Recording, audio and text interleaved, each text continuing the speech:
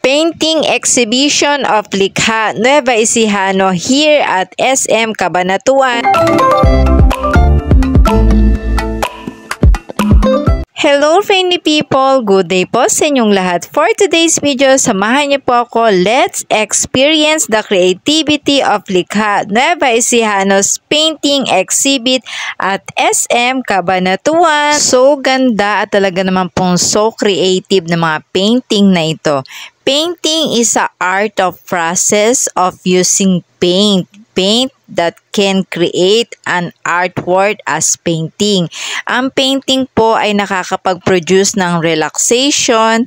It is a way of how you can express yourself, your actual feelings. Nung nakita ko itong mga artwork painting po na to, ay talaga naman pong grabe, nakakabilib yung mga artist na gumawa po na to.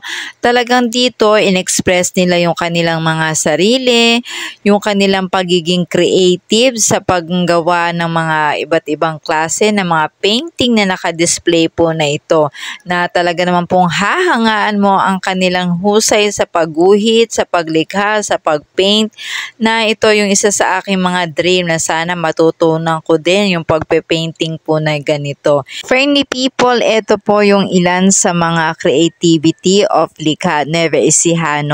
Ito yung painting exhibit dito sa SM Cabanatuan na talaga naman pong napakagaganda at creative. Thank you for watching!